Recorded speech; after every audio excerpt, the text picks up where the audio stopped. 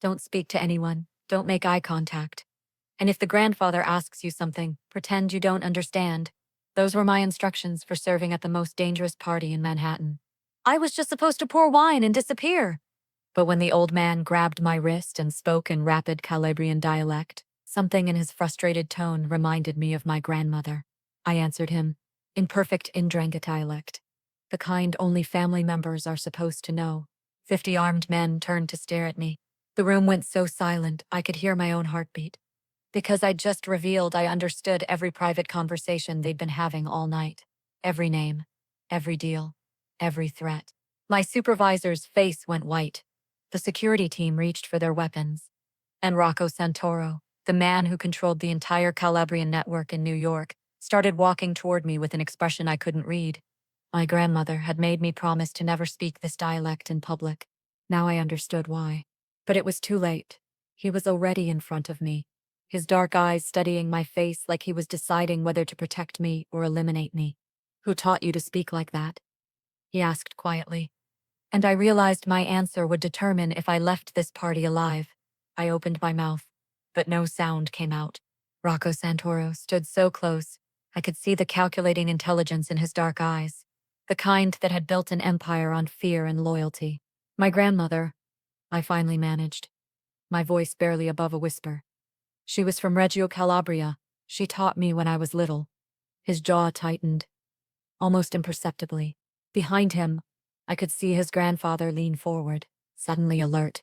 The old man said something in rapid Calabrian, too fast for me to catch every word, but I understood enough.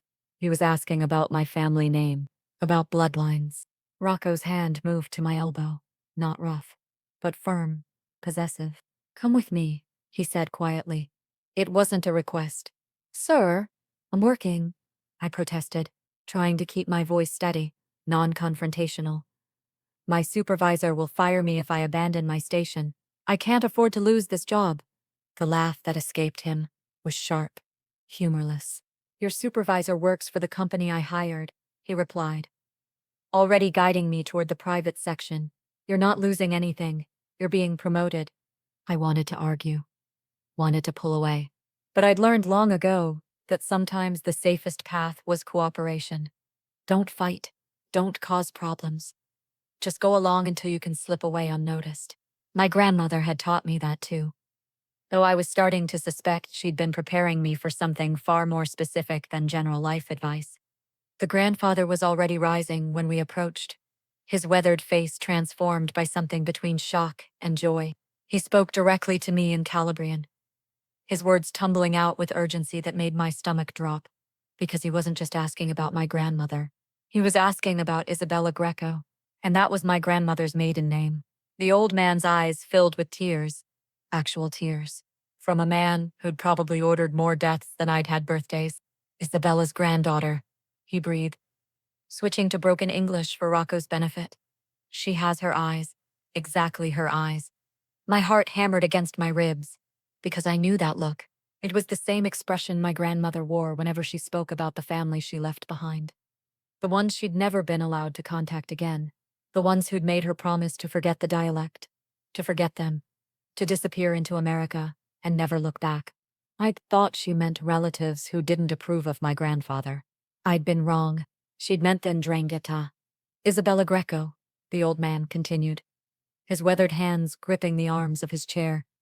My sister. My blood. We thought she died in the earthquake of '83. The family told us she was gone.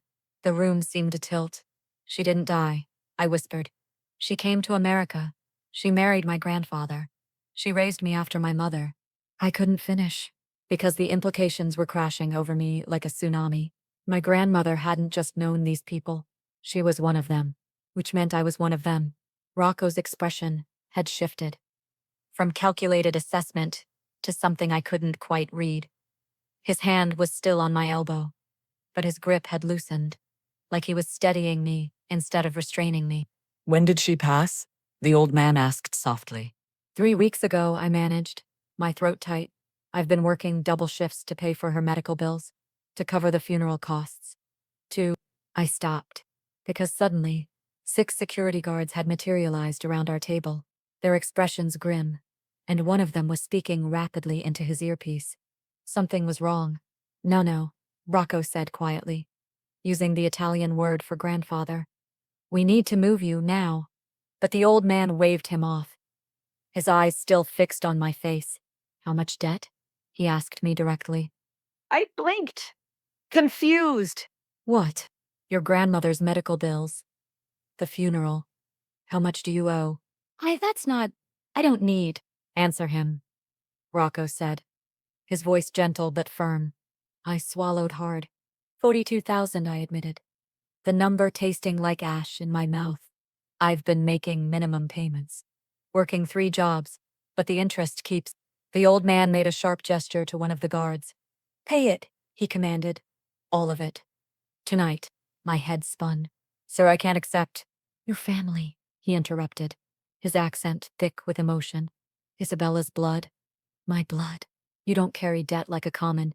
He caught himself, switched back to Calabrian dialect, and said something that made every man at the table straighten. Rocco translated, though I'd understood perfectly. He says you're under Santoro protection now. Anyone who threatens you, anyone who touches you, anyone who even looks at you wrong. He didn't finish. He didn't need to.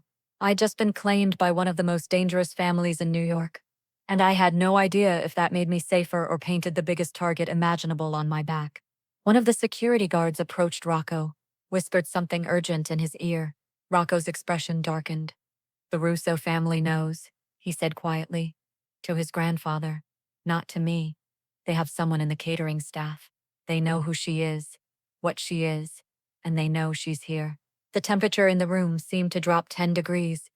Get her out, the old man commanded, rising with surprising strength for someone his age. Use the private exit. Take her to the safe house on 5th. I'll deal with the Russos. But Rocco shook his head. They'll expect the safe house. They'll expect me to hide her.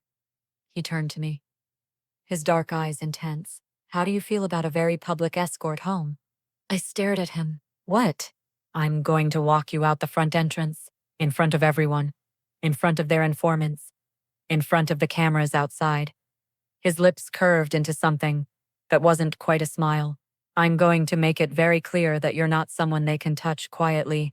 That's insane, I breathed. That makes me more visible, more vulnerable. It makes you mine, he corrected softly. And no one touches what's mine. The possessiveness in his voice should have terrified me. Instead, it sent a shiver down my spine that had nothing to do with fear. 15 minutes, Rocco said. To his security team. Not to me. Clear the front. I want 6 vehicles, black SUVs, formation Delta, and call ahead to her apartment building. I want 2 men in the lobby by the time we arrive. Formation Delta. 6 vehicles. Armed escorts to my studio apartment in Queens. This was insane. I can't. I started, but Rocco's hand moved to the small of my back. Possessive. Protective. Yes, he said quietly. You can. Because you're not a waitress anymore. Isabella. The way he said my full name, like he was tasting it, claiming it, made my breath catch. You're a family, he continued, his voice low enough that only I could hear. My family. Which means you're under my protection, whether you want it or not. And as 6 armed men in pristine black suits formed a protective semicircle around us, I realized my safe, invisible life had just ended. I was about to walk out of this penthouse with a Mafia boss, in front of cameras, in front of his enemies, with 6 vehicles full of armed men escorting me home. There was no going back from this, no returning to anonymity, no more disappearing into the crowd. Rocco Santoro had just claimed me in front of his entire world, and something told me he never let go of what he considered his. The ride to my apartment was surreal. 6 black SUVs, in formation, like a presidential motorcade. Except the president was a Mafia boss, and I was the scared waitress trapped in the middle vehicle with him. Rocco sat beside me, his posture relaxed, his expression unreadable. Like this was perfectly normal. Like he escorted terrified women home in armed convoys every Tuesday. You didn't have to do this, I said quietly, breaking the silence that had stretched for 3 blocks. He turned to look at me, and for the first time, I saw something other than calculation in those dark eyes. Amusement, didn't I? He replied, his voice soft. The Russo family already knows who you are. They know you're Isabella Greco's granddaughter. They know you speak the dialect. And they know my grandfather claimed you as family. He leaned closer, not threatening, but intense. That makes you either leverage against us, or a message we send to them. There's no middle ground. My stomach dropped. A message? Dead, he clarified. Simply, like he was explaining the weather. They kill you publicly, prove the Santoro family can't protect its own. Show weakness to every other organization watching. The casual way he said it made my blood run cold. So you're protecting me by making me more visible. I managed, my voice steadier than I felt. I'm protecting you by making you untouchable. He pulled out his phone, showed me something that made my breath catch. A photo of us, walking out of the penthouse together. His hand on my back. Possessive, protective. Already posted on some underground social media platform I'd never heard of. With a caption, in Italian. What does it say? I whispered. La famiglia Santoro ha rivendicato la nipote di Isabella Greco, it translated. His accent, perfect. The Santoro family has claimed Isabella Greco's granddaughter. He scrolled down, showing me the comments. Hundreds of them. In Italian, Calabrian, Albanian, Russian. They're all saying the same thing, Rocco continued. That you're under our protection now. That touching you means war with the entire Calabrian network. My hands trembled. I didn't ask for this. No, he agreed. You asked for help, and in my world, that comes with consequences. We pulled up to my building, a modest apartment complex in Queens, the kind with broken buzzers and flickering hallway lights. The kind where nobody asked questions about your business. 2 men in dark suits were already stationed in the lobby. I recognized the look, the same cold assessment I'd seen on every security guard at the party. You put men in my building? I asked, disbelief creeping into my voice. I put men in your building, outside your building, and across the street, watching the fire escape. He said it like it was reasonable, like it was normal. For how long? Until I decide you're safe. Something in his tone made me turn to face him fully. Or until you decide I'm useful. I challenged, because I'd spent my whole life reading people, understanding what they needed from me. And Rocco Santoro needed something. I just didn't know what yet. His expression shifted. A flash of something respect. Recognition before the mask slid back into place. Come on, he said, opening the door before I could respond. I need to see your apartment.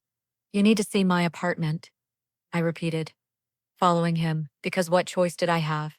Security assessment, he replied. Already inside my building, already nodding to his men, already taking control of my space like he owned it. My studio apartment was on the 4th floor. No elevator, just narrow stairs that smelled like cooking oil and old carpet. I'd always loved this place.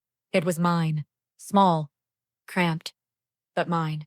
Now Rocco Santoro was about to see it, and judge it, and probably decide it wasn't secure enough. I unlocked the door with shaking hands. He walked in first.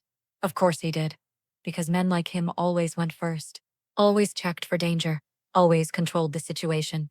I watched him take in my tiny studio, the Murphy bed still down from this morning, the kitchen that was basically a hot plate, and a mini fridge, the single window with its fire escape view, the stacks of my grandmother's things I still hadn't sorted through. This is where you live, he said, not a question. A statement, laced with something I couldn't quite identify. I'm sorry it's not a penthouse, I shot back. Defensive. Some of us work 3 jobs to pay rent. He turned to face me, and I realized I'd said the wrong thing. 3 jobs, he repeated, while carrying $42,000 in debt, while grieving your grandmother, while living in a 4th floor walk-up with no security system and a fire escape anyone could climb. He stepped closer. That ends tonight. My heart hammered. What ends? The debt is paid. You quit 2 of those jobs, and you move somewhere safer. Excuse me? The words came out sharper than I intended.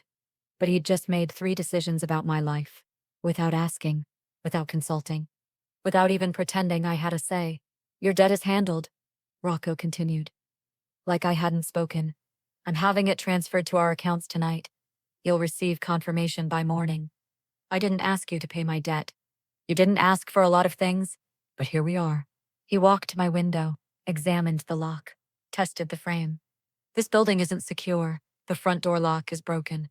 There's no doorman, no cameras. Anyone could walk in. I've lived here for 3 years. Before you were Isabella Greco's granddaughter. Before the Russo family knew you existed. Before I claimed you in front of every organization in New York." He turned back to me. "Things are different now. You're different now." "I'm not different," I protested, my voice rising. "I'm the same person I was this morning. Before that party. Before your grandfather. Before you decided. Before you spoke Calabrian dialect in front of 50 witnesses." His voice cut through mine, sharp, final. "You made yourself different, Isabella. I'm just dealing with the consequences." The way he said my name, full name, like he was claiming it, claiming me. "Don't call me that," I whispered. "Why not? It's your name. My name is what I choose to be called. And I'm choosing to call you Isabella. You're staying here tonight," he said. Just like that. A statement, not a request. "What?" "One of my men will be outside your door. 2 more in the lobby. Alternate shifts every 4 hours." He was already texting someone, already arranging my life, already deciding. "You can't just. Tomorrow, we'll find you a better place. Somewhere with actual security. Somewhere the Russos can't access without triggering alarms." "I can't afford a place like that." He looked up from his phone, and the expression on his face made me take a step back. "You're not paying for it. Then I'm not moving into it." Silence. Heavy. Loaded. He pocketed his phone. Walked toward me. Slowly, deliberately, until he was close enough that I could smell his cologne again. Expensive. Intoxicating. Dangerous. "Let me be very clear," he said quietly, his voice low. Controlled. "You're under Santoro protection now. That's not optional. That's not negotiable. And that means you live where I say you live. You work where I say you work. And you listen when I tell you something is for your safety." My heart pounded against my ribs. "So I'm your prisoner? You're my responsibility." "I didn't ask to be your responsibility." "You asked for help," he countered, his eyes dark, intense. "And this is what help looks like in my world." "Your world?" I shot back, finding courage I didn't know I had. "I don't want to be part of your world. I don't want armed men outside my door. I don't want to move into some fortress. I don't want you paying my debts or making decisions about my life." Too late. Those 2 words. So simple. So final. "It's not too late," I insisted, my voice shaking but firm. "I can walk away. I can refuse your protection. I can go back to my normal life." "There is no normal life anymore." He stepped even closer, close enough that I had to tilt my head back to meet his eyes. "The moment you spoke that dialect, the moment my grandfather recognized your grandmother's name, the moment I walked you out of that penthouse, your normal life ended." His hand moved to my chin, gentle but firm, tilting my face up. "You're in this now. Whether you like it or not." The touch sent electricity through my skin. Wrong. This was wrong. He was dangerous. Controlling. Everything I should run from. But I couldn't move. Couldn't breathe. "Let me go," I whispered. "I'm trying to keep you alive. By taking away every choice I have." His jaw tightened. "If that's what it takes." I jerked away from his touch, put distance between us. "Then you're no different than the people you're protecting me from." The words hung in the air, sharp, cutting. His expression shuddered. "Maybe I'm not." He walked to the door, paused with his hand on the handle. "My man will be outside all night. Don't try to leave. Don't try to contact anyone without clearing it with me first. And tomorrow, we're moving you somewhere safe." "What if I refuse?" He looked back at me, and for a moment, I saw something in his eyes that made my stomach drop. Not anger. Something worse. Determination. "Then I'll move you anyway." The door closed behind him, leaving me alone, in my tiny apartment, with armed guards outside, and the terrifying realization that Rocco Santoro wasn't asking for permission. He was taking control, and I had no idea how to stop him. I didn't sleep that night. How could I? With armed guards outside my door. With the knowledge that my entire life had been turned upside down in a single night. With Rocco Santoro's words echoing in my head. Maybe I'm not different. At 6 a.m., someone knocked. 3 sharp raps. Professional. I opened the door to find a woman in her 30s, impeccably dressed. Sharp eyes that assessed me in seconds. Miss Greco, she said, not a question. Mr. Santoro sent me. I'm Maria. We need to get you ready. Ready for what? She stepped inside without waiting for permission, just like he had, just like everyone in his world seemed to do. You're moving today. Mr. Santoro has arranged an apartment for you. Secure building. 24th floor. 2 bedrooms. She was already opening bags I hadn't noticed she was carrying. We'll pack your essentials now. Movers will handle the rest this afternoon. I didn't agree to move. Maria paused, looked at me with something between pity and amusement. With respect, Miss Greco, that decision has already been made. She pulled out clothes. Designer clothes. Still with tags. What are those? Mr. Santoro thought you might need appropriate attire for today. She held up a sleek black dress. Simple but expensive. You'll be meeting with his attorney at 10. Then lunch with his grandfather at noon. Then the new apartment at 3. My head spun. He planned my entire day? He planned your entire week, actually. But we'll start with today. No. The word came out stronger than I felt. Maria looked up from the clothes she was arranging on my bed. I'm sorry. No, I'm not wearing those clothes. I'm not meeting his attorney. I'm not having lunch with his grandfather. And I'm definitely not moving into an apartment he chose. I crossed my arms, trying to project confidence I didn't have. I appreciate that Mr. Santoro thinks he's helping, but I can take care of myself. I've been doing it for years. Maria's expression softened, just slightly. Miss Greco, may I speak candidly? I nodded. I've worked for the Santoro family for 12 years.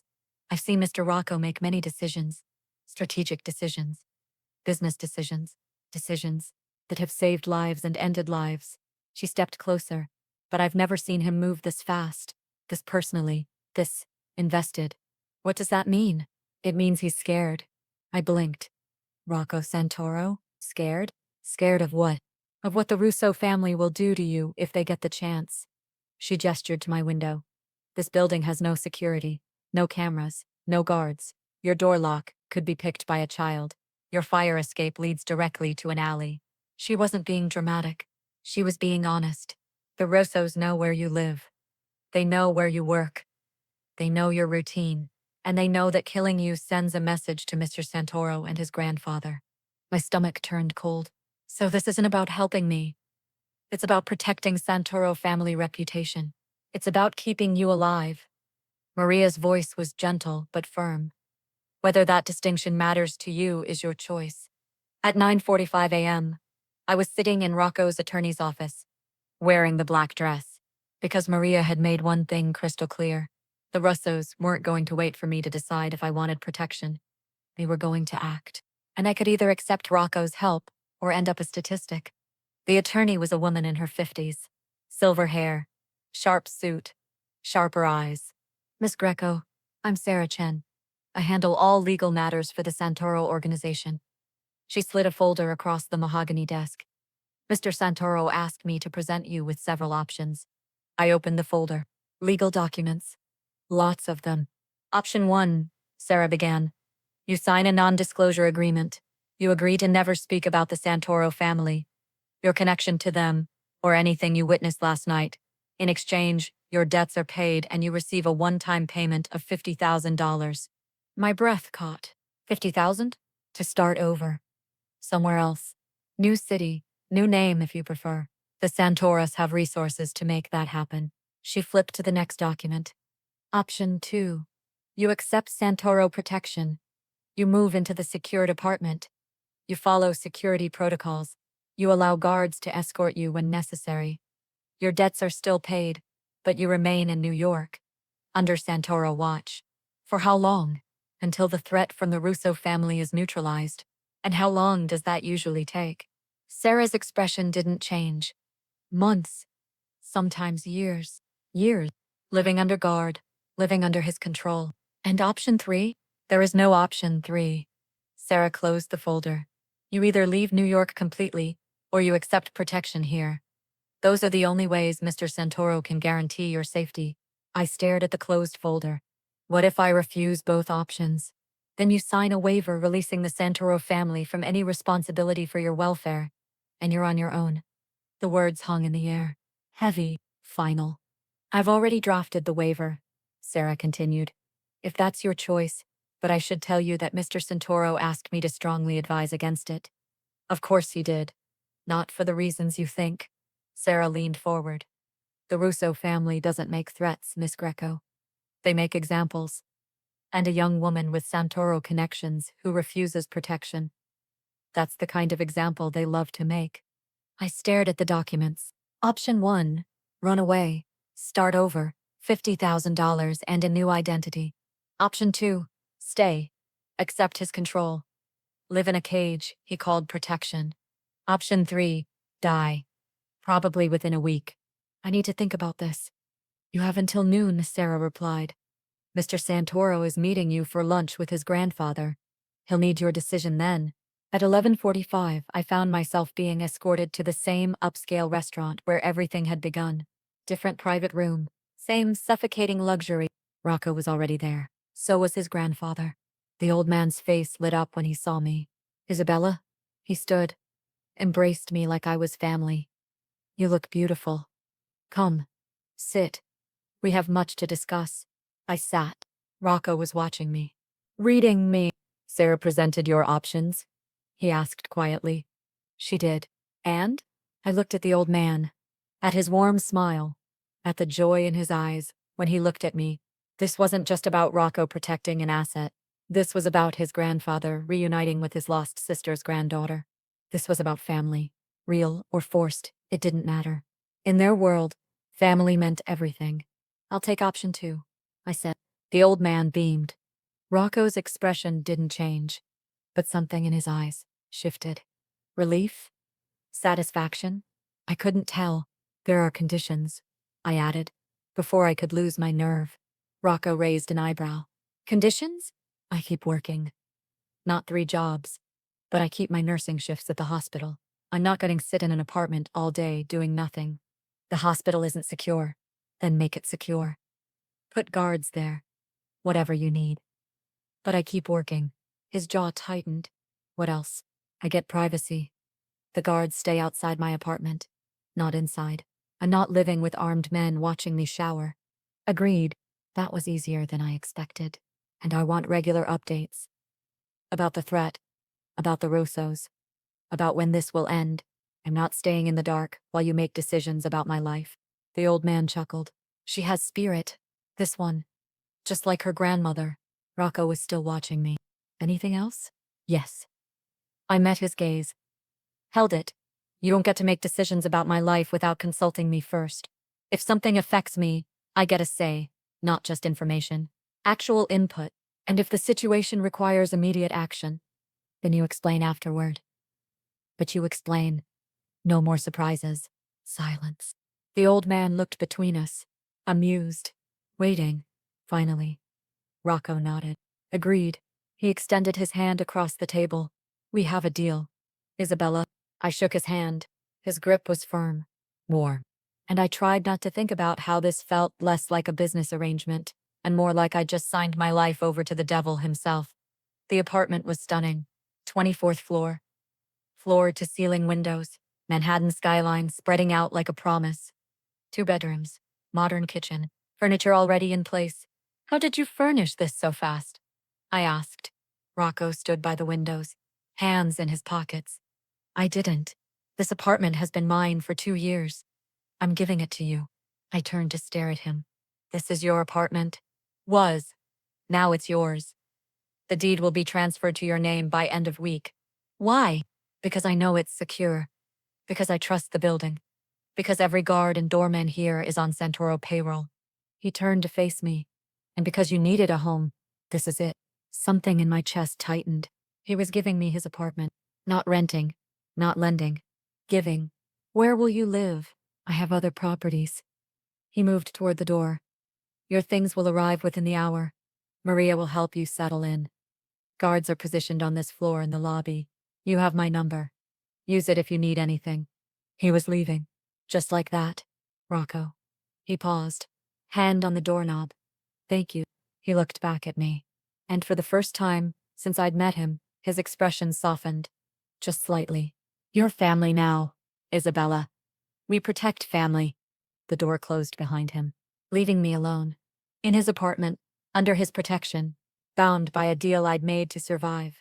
I walked to the windows, looked out at the city below, and tried not to think about how easily I'd just let Rocco Santoro take control of every aspect of my life, or how a small, traitorous part of me was relieved. Because for the first time in years, I didn't have to carry everything alone. Someone else was carrying me, even if that someone was dangerous. Even if that someone was a monster.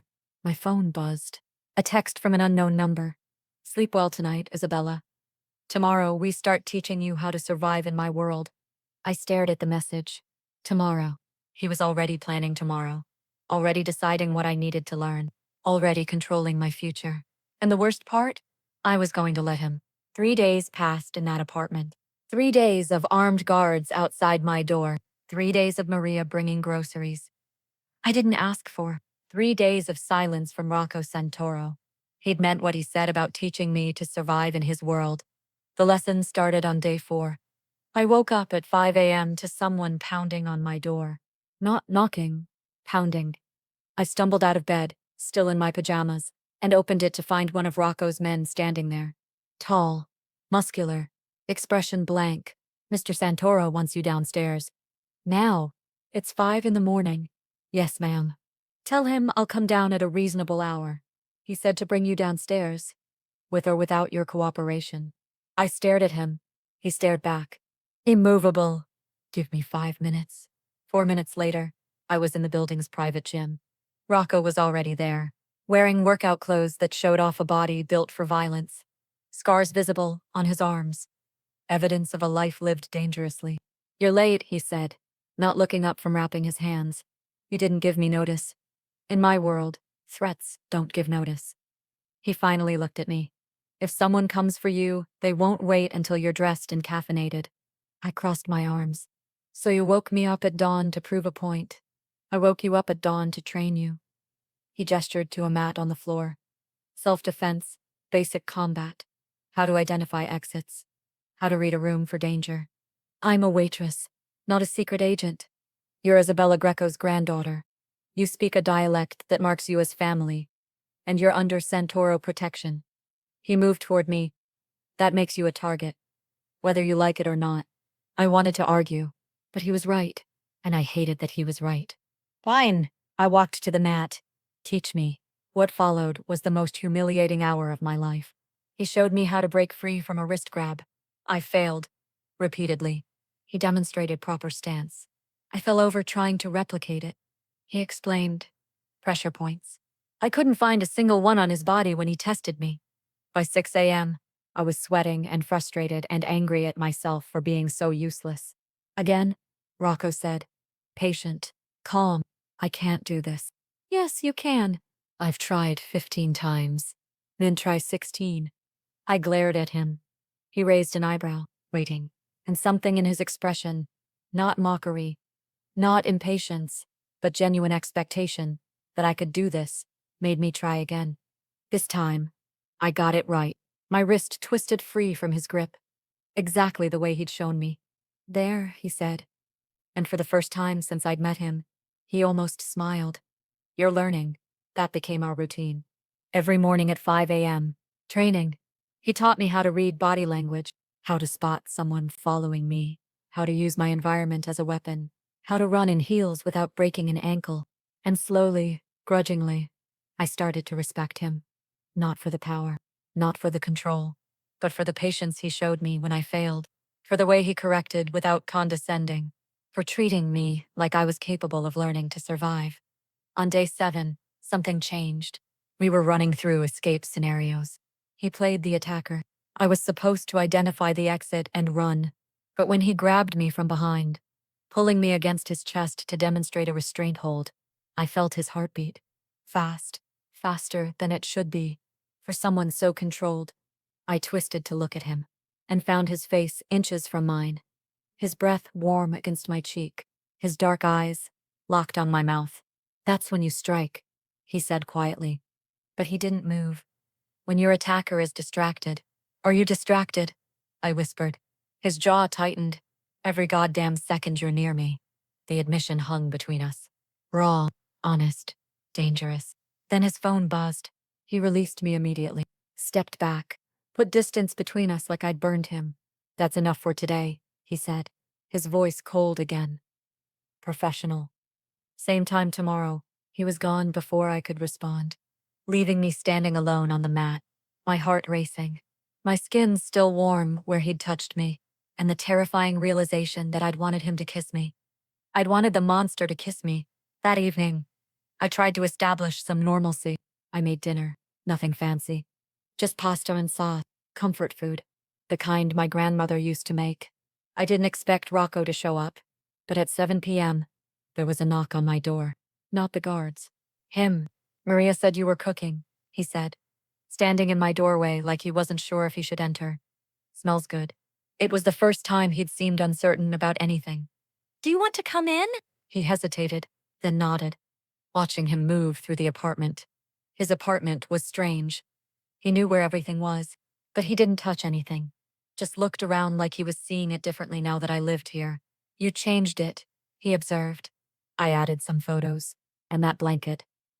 I gestured to my grandmother's Afghan draped over the couch. I hope that's okay. It's your home now. You can change whatever you want. He said it simply, but something in his tone made it sound like he meant more than furniture. We ate dinner at the kitchen island. Quiet at first. Then he asked about my grandmother, about the stories she'd told me, about why she'd left Calabria, and I found myself talking. Really talking. Telling him things I'd never told anyone. About how she'd raised me after my parents died. About the dialect lessons in her kitchen. About the way she'd made me promise to never speak it in public. She was protecting you, Rocco said, from exactly what happened at that party. She knew. She knew that speaking that dialect would mark you as connected, as someone with bloodlines that mattered. He pushed his empty plate away. She wanted you to have a normal life, away from all of this. Did you know her? Before? He shook his head. My grandfather did. He says she was fierce, smart, refused to follow the traditional path for women in the family. What's the traditional path? Marriage to someone within the organization. Children. Keeping house. Supporting your husband's work. Sounds suffocating. It is. For most. He met my eyes. Your grandmother chose differently. She chose freedom over power. And what would you choose? The question slipped out before I could stop it. Too personal. Too intimate. But he didn't deflect. I don't get to choose. I was born into this. He stood, started gathering dishes. But if I could, I'd choose the same thing she did. I watched him rinse plates. This dangerous man, this mafia boss, doing dishes in my kitchen. You don't have to do that, I said. You cooked. I clean. Fair trade. It was so domestic. So normal. So completely at odds with everything else about him. And that's when I made my mistake. I could help you, I said. With the Russo situation. I know people at the hospital. Nurses. Security guards. People who see things. Hear things. I could ask around. Find out if anyone's seen Russo men. He went very still. The plate in his hand suspended under running water. What did you just say? Too late. I realized my error. I just meant, you want to help me? His voice was quiet. Deadly. By asking questions about the Russo family. At your hospital. I thought if I could gather information. No. He set the plate down carefully. Too carefully. Like he was trying very hard not to break it. Isabella, listen to me very carefully. He turned to face me. You don't help me. You don't ask questions. You don't gather information. You don't involve yourself in my business in any way. But I thought, you thought wrong. The coldness in his voice made me flinch. You're doing it again, I said. My own anger rising, making decisions about my life, telling me what I can and can't do, not listening when I try to help. Help? He laughed. Sharp, bitter. You think playing detective helps? You think asking questions that will get back to the Russos helps? I was just trying to what? Get yourself killed? Because that's what would happen. He moved closer. Not threatening, but intense. The second you start asking questions about the Russo family, they'll know. The second they know you're actively working with me, You become a legitimate target, not a bystander, not collateral, a combatant. Maybe I want to be a combatant. Maybe I'm tired of being protected and controlled and kept in the dark while you make all the decisions. Then you're a fool. The word hit like a slap. Get out, I said. Isabella, get out of my apartment. Now, it's my apartment. You said it was mine. You said I could change whatever I wanted. Well, I want you gone. He stared at me for a long moment, then nodded once, walked to the door, paused with his hand on the handle. The training continues tomorrow. 5 a.m. Be ready. And if I'm not, he looked back at me, and the expression on his face was devastating. Then I'll know you've given up on surviving, and I'll make other arrangements for your safety. The door closed behind him, leaving me alone with the ruins of our almost normal evening, and the sinking realization that he was right. I had no idea what I was doing, and my trying to help would only get me killed. But I couldn't just sit here doing nothing while he fought battles I'd helped create. I couldn't be useless. I couldn't be just another person he had to protect. I needed to matter. I needed to be needed. And that realization, that my entire motivation was about making myself indispensable to him, made me understand something terrible. My grandmother had warned me about this. About losing yourself in someone else's world. About needing to be needed more than you needed to breathe. I was already falling into the same trap, and I had no idea how to stop. 2 days after our fight, everything went to hell. I was at the hospital, my shift, the one thing Rocco had agreed I could keep, the one piece of normal in my chaos. I was checking vitals on a patient in the ER when my phone buzzed. A text from an unknown number. Your boyfriend can't protect you. At work.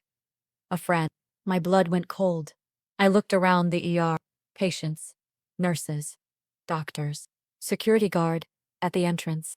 Everything looked normal, but nothing felt normal. Another text. Look at the man in bed 7. He's been watching you for 20 minutes. I turned slowly. Bed 7. A man in his 40s. Admitted for chest pain. He was staring at me. Not with pain, with recognition. When our eyes met, he smiled and pulled out his phone, took a photo of me. I dropped my clipboard, grabbed my phone, called Rocco. He answered on the first ring. Isabella, there's someone here. At the hospital. He's watching me. He just took my photo. Get to the security office, now. His voice was sharp, controlled. Don't go anywhere alone. Find other people. Stay visible. Rocco, I'm 10 minutes away. Just get somewhere safe. The line went dead. I started walking toward the security office, trying to look calm, professional, not terrified. But the man from bed 7 was already gone. His bed empty, monitors still attached to nothing. He'd left his IV in, blood dripping onto the floor. He'd just walked out to follow me. I ran, down the corridor, past surprised nurses, toward the security office. My phone buzzed again. Another text. Running won't help. We own this hospital. 3 of us here, all exits covered. I burst into the security office. 2 guards inside. Young, inexperienced. Not Santoro men. Just hospital security. Lock the door, I gasped. Call 911. There are men here. Dangerous men. They're threatening me. One guard stood, pulled out a gun, pointed it at me. Sorry, sweetheart. Nothing personal.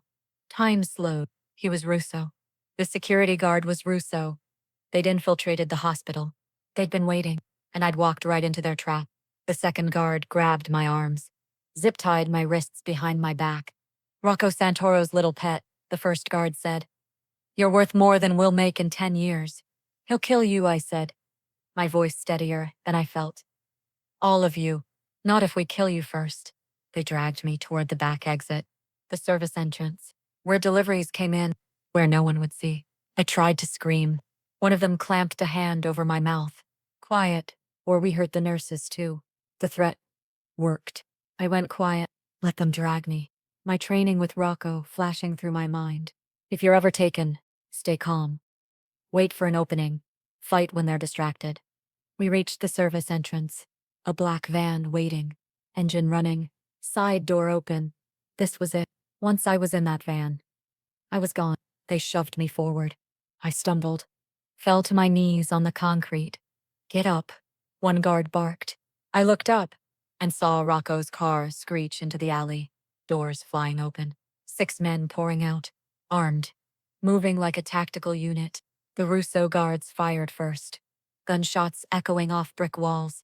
I threw myself flat on the ground, covered my head, prayed. More gunshots, shouting in Italian. A body hit the ground beside me. One of the Russo guards, blood spreading across concrete. Dead. Strong hands grabbed me, lifted me. I tried to fight. Isabella, stop. It's me, Rocco. He cut my zip ties with a knife, pulled me against him, checking for injuries.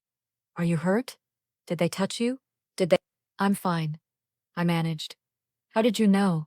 I put a tracker on your phone. The second you called, I saw you moving toward the service entrance. His hands were shaking, actually shaking. I thought I'd be too late. The remaining Russo guard tried to run.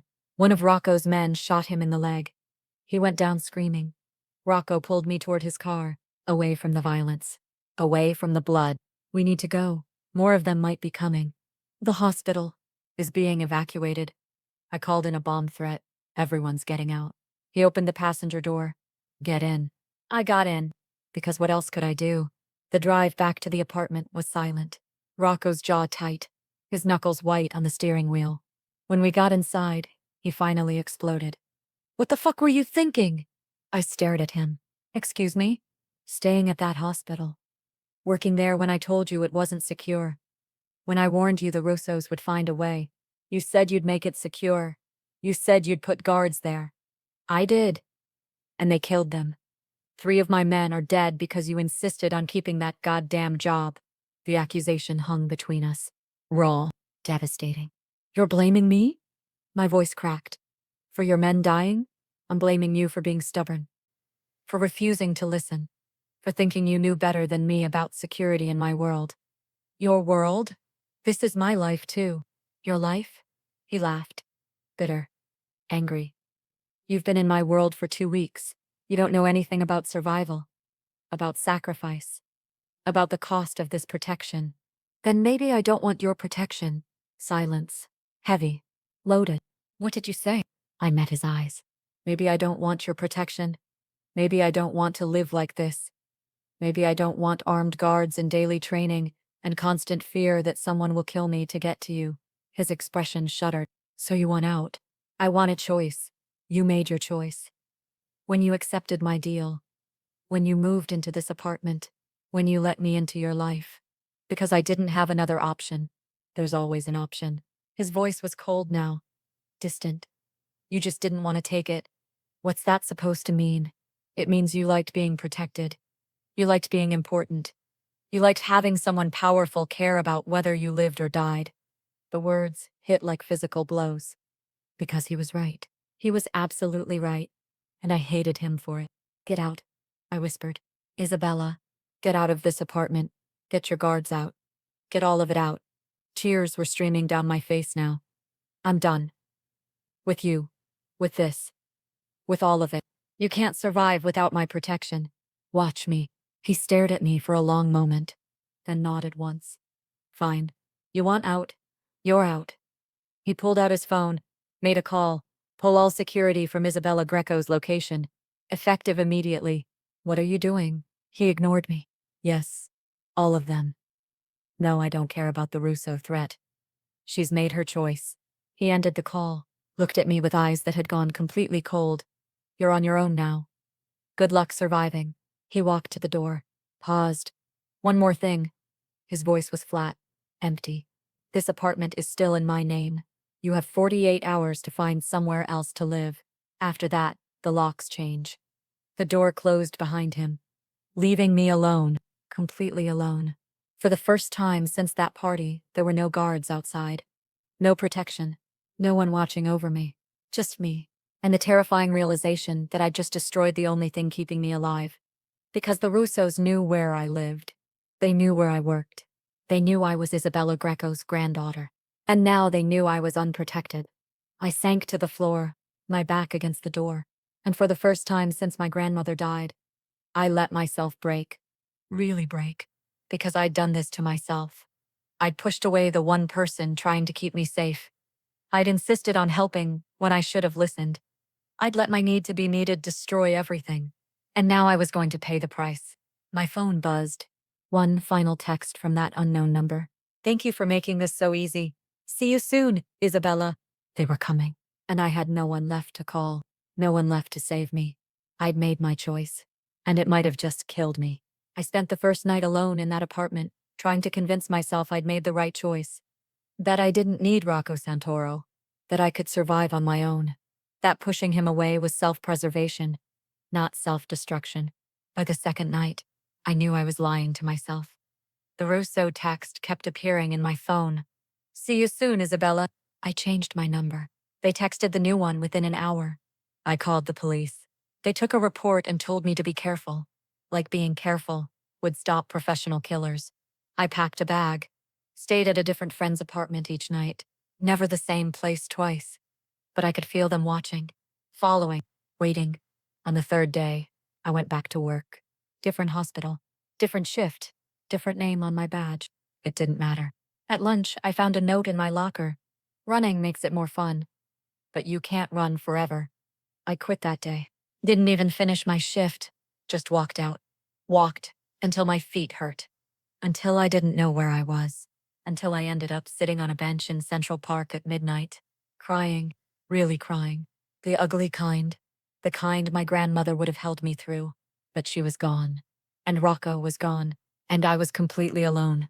For the first time in my life. I had no one to help. No one to fix. No one who needed me. And without that, I didn't know who I was. A woman sat down beside me.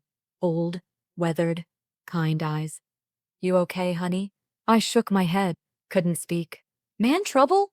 I laughed. It came out broken. Something like that. She pulled a tissue from her purse. Handed it to me. Let me tell you something my mama told me. You can't pour from an empty cup. And you sure as hell can't fill your cup by making yourself indispensable to someone who doesn't know they need you yet. I stared at her. You've been helping someone who won't be helped. I thought I was helping, but I think I was just trying to make myself necessary. She nodded. That's different than love, honey. That's fear. Fear that if you stop being useful, you stop mattering. The words hit like a physical blow, because she was right. Everything I'd done with Rocco, every offer to help, every insistence on being involved, it wasn't about him. It was about me, about needing to be needed, about proving I was worth keeping around. You matter whether you're useful or not, the woman said gently. The sooner you learn that, the sooner you can love someone for real. Not because you need them to need you, but because you choose them. And they choose you back. She stood, patted my shoulder, and walked away into the darkness, leaving me alone with the truth I'd been running from my entire life. I went back to the apartment that night. Rocco's apartment, the one he'd given me, the one I had 48 hours to leave. I looked around at the space I'd tried to make mine, my grandmother's Afghan, the photos I'd hung, the dinner I'd cooked for him, all attempts to make myself necessary, to prove I belonged, to earn my place in his world. But I'd never ask myself if I wanted to be in his world, if I wanted to live with armed guards and constant danger and the weight of his protection that felt more like a cage. I'd just been grateful someone powerful wanted me around, someone who made me feel important, indispensable, needed. And when he said he didn't need me, I'd fallen apart, not because I loved him, but because I didn't know how to be anything other than needed. I sat on the floor, my back against the couch, and for the first time, I asked myself the question I'd been avoiding. Who am I? Without someone to save. The answer terrified me. I didn't know. I'd been so busy helping my grandmother, then helping at work, then helping Rocco, that I'd never figured out who I was when no one needed help. My phone buzzed. Not the Russos this time. Maria, Rocco's assistant. Miss Greco. Mr. Santoro wanted me to inform you that the 48-hour notice has been extended indefinitely. The apartment is yours for as long as you need it. No conditions. No strings. He's also arranged for a security detail outside the building. They won't contact you. You won't see them, but they're there. He said to tell you. You were right. You deserve a choice. This is me giving you one. I read the message 3 times. He'd given me the apartment, given me protection, without demanding anything in return. without requiring me to be useful or helpful or needed, just because. Because he cared. Even after I'd pushed him away, even after I'd told him I didn't want his protection, he'd protected me anyway. Not to control me, not to possess me, to keep me safe. And he'd done it while giving me exactly what I'd asked for. Space, choice, freedom. I started crying again. But this time, it was different. Not devastation, realization. He wasn't trying to control me. He'd been trying to keep me alive.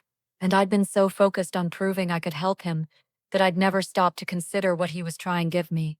Safety. A home. A choice. I picked up my phone. Started to call him. Stopped. Because calling him now would be the same pattern. Reaching out because I needed something. Needed to fix things. Needed to be needed again. No. If I was going to change, I had to start now. I had to figure out who I was. What I wanted. Not what someone else needed from me. I stood up. Walked to my grandmother's things. The boxes I'd been avoiding since her death. I'd been too busy helping everyone else to grieve properly. Too busy making myself necessary to process my own loss. I opened the first box. Her photos. Her letters. Her journals. I sat down and started reading, and discovered something I'd never known. My grandmother had been exactly like me. Every entry was about someone she'd helped. Someone she'd saved. Someone who'd needed her. Until the last few years. Then the entries changed. I spent my whole life making myself indispensable to others. But in doing so, I lost myself. I don't know who I am without someone to care for. Without someone who needs me. I pray Isabella doesn't make the same mistake. She'd known. She'd seen this pattern in herself. And she'd been trying to warn me. The training. The dialect. The stories about leaving Calabria. It wasn't just about protection. It was about having an identity beyond being needed. I read until sunrise. And by the time the sun came up, I understood something fundamental. I couldn't be with Rocco. Not yet. Not until I knew who I was without him. Not until I could choose him. Because I wanted him. Not because I needed to be needed by him. I needed to find myself first. Figure out what I wanted from life. Not what I could do for others, but what I wanted for me. And that meant staying away. No matter how much it hurt. No matter how much I wanted to call him. No matter how terrified I was of the Russos. I had to do this alone. Not because I was running from him, but because I was finally running toward myself. I texted Maria back. Thank you. Tell Mr. Santoro I appreciate the apartment and the protection. And tell him I need time. Not because I don't care, but because I need to figure out who I am before I can be with anyone. Including him. The response came quickly. He said he understands, and he'll be waiting. However long it takes. I set my phone down. Looked around the apartment. My apartment now. The first thing that was truly mine. Not because I'd earned it.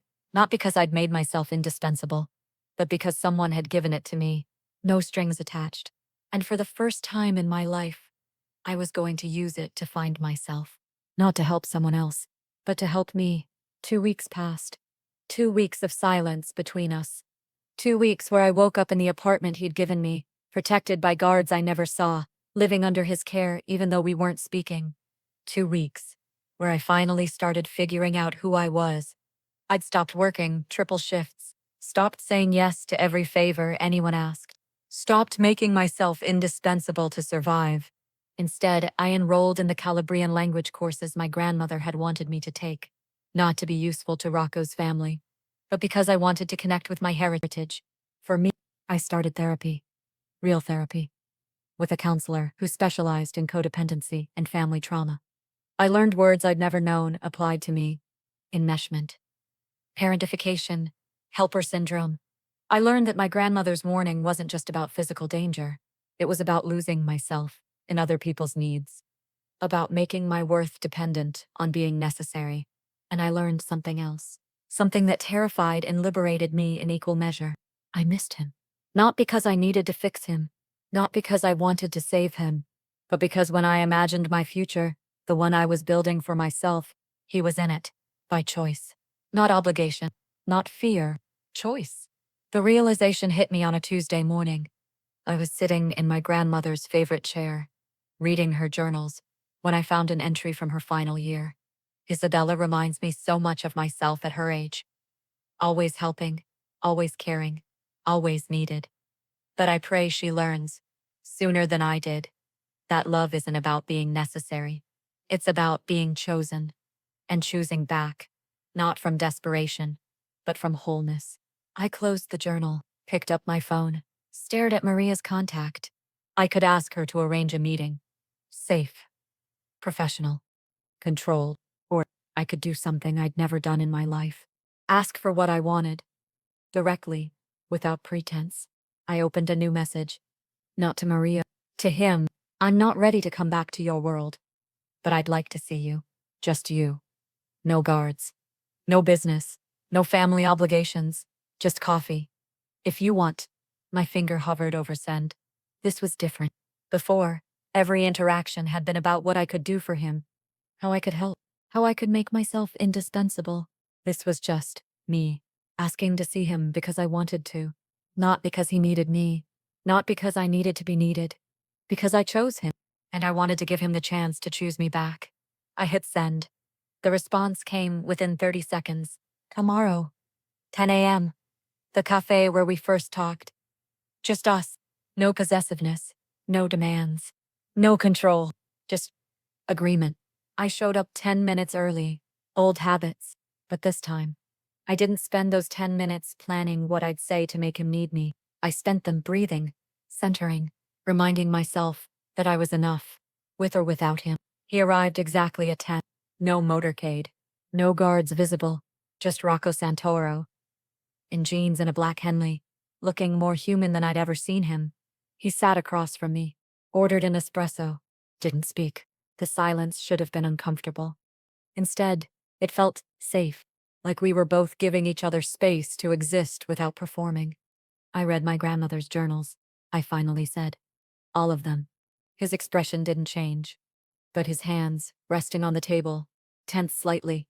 She was like me, I continued, always helping, always needed. She spent her whole life making herself indispensable to others, and she died, wishing she'd figured out who she was without that. Isabella, I don't want that, I interrupted gently. I don't want to wake up at 70 and realize I never knew who I was, that I only knew who I was, for other people. He leaned back, studied me. You look different, he observed. I feel different, I admitted. I'm still figuring out who I am, but for the first time, I'm doing it for me, not to be useful to anyone else, including me, especially you. Something flickered in his eyes. Pride, maybe, or relief. The Russos are still a threat, he said quietly. Your connection to my family makes you a target. That hasn't changed. I know. I can't stop protecting you. Even if you don't want it. Even if it makes you feel controlled.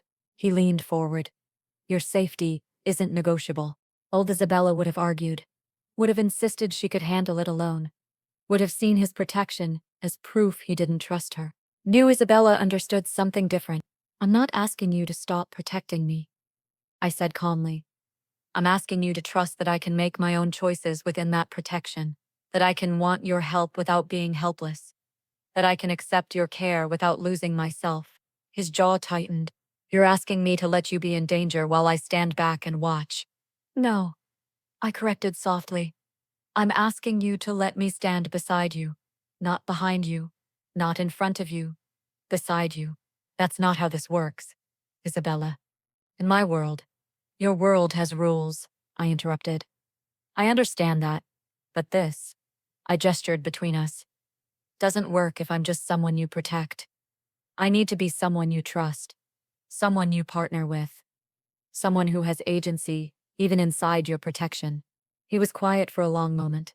Then, the Russos are planning something. My intelligence says they're targeting family members, trying to draw me out. I waited. I need to handle it, he continued. Soon, within the week. Then let me help. No, not as a rescuer. I clarified. Not because I need to be needed, but because I have skills you need. I speak the dialect. I understand the culture. And I can move in spaces you can't without drawing attention. His expression darkened. You're asking me to put you in danger. I'm asking you to let me choose to be in danger. There's a difference. Not to me. I reached across the table, took his hand. He stiffened, but didn't pull away. I spent my whole life making myself necessary to survive, I said quietly. With my grandmother, at work, with you. I thought if I was indispensable, I'd never be abandoned. His fingers tightened around mine. But I've learned something these past 2 weeks, I continued. I don't want to be necessary. I want to be chosen. And I want to choose back. Not from need, but from want. Isabella, I choose you, I said simply. Not because you need me. Not because I need to save you. But because when I imagine my life, you're in it. And I want to face whatever's coming together. As partners. Not as protector and protected. The cafe sounds faded. His thumb traced circles on my palm. If I let you do this, he said slowly, if I let you stand beside me instead of behind me, and something happens to you, then it was my choice. I finished. Not your failure. He closed his eyes, breathed. When he opened them again, something had shifted. You'll follow my lead, he said. You'll wear protection. You'll have a panic button. And if I say get out, you get out. No arguments. Deal. And when this is over, his voice dropped. When the Russos are handled and you're safe, we figure out what this is, what we are, without the danger, without the urgency. We do it right. My throat tightened. I'd like that. He stood, pulled me up with him, and for the first time since that night in the penthouse, he touched me. Not possessively, not protectively, but tenderly. His hand cupped my face. I missed you, he said quietly. Not because I needed you, but because I wanted you here. I missed you too. He kissed my forehead, gentle, almost reverent. The Russos are meeting tomorrow night, he murmured against my skin. Underground casino. Neutral territory. I'm going to end this, and you're going to help me do it. I pulled back, met his eyes. Together, together, he confirmed.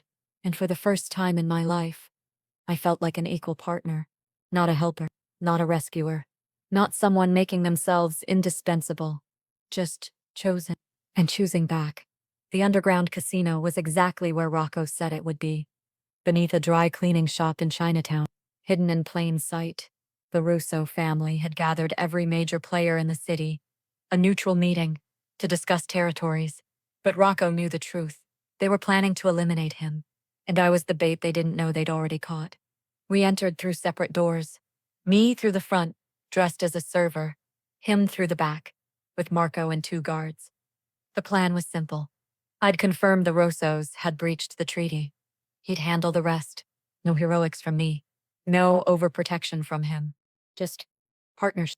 But when I saw the weapons on the table, hidden under cards and chips, I realized something. This wasn't a negotiation. It was an execution. And Rocco was walking into a trap. I had a choice. Old Isabella would have rushed in, created a distraction, sacrificed herself to save him, made herself indispensable through crisis. New Isabella understood something different. I pulled the fire alarm. Simple, effective, not heroic, just smart. The casino erupted into chaos. Sprinklers, alarms, confusion. The Russos scattered, and Rocco appeared beside me, his hand firm on my arm. That was reckless, he said, but he was smiling. That was strategic, I corrected. He kissed me then, fast, hard, claiming, but when he pulled back, his eyes held something new. Respect. Let's go home, he said. Not a command, an invitation. We left the casino together. No dramatic shootout. No last-minute betrayal. Just 2 people who'd chosen each other. Who'd learned to be whole separately, so they could be stronger together. Later that night, in the apartment that was now truly mine, Rocco stood at the window, looking out at the city he controlled. The Russos won't stop, he said quietly. Night was just the beginning. They'll come for us again. Harder next time. I moved beside him, not behind him. Beside him. Then we'll handle it, I said simply. Together. He turned to me, and in his dark eyes I saw everything I'd been looking for. My whole life. Not someone who needed me, but someone who chose me. I love you, he said. 3 words I'd waited my entire life to hear without condition, without transaction, without having to earn them. I love you too, I whispered. And I meant it. Not because he saved me, not because I saved him, but because we'd saved ourselves and chosen each other from that wholeness. His phone buzzed. Marco. The message was brief, but I saw Rocco's jaw tighten. What? I asked. He showed me the screen. The Russos just allied with the Mauritius. Double the soldiers, double the threat. They're declaring war. I should have been terrified, but instead I felt ready. Well, I said calmly, taking his hand. I guess that means part 2 is going to be interesting. He laughed. Actually laughed, and pulled me into his arms. With you, he murmured against my hair. Everything's interesting. Outside, the city lights glittered like a promise, or a warning. I didn't know which, but for the first time in my life, I wasn't facing it alone. And I wasn't losing myself to save someone else. I was whole. I was chosen. I was home.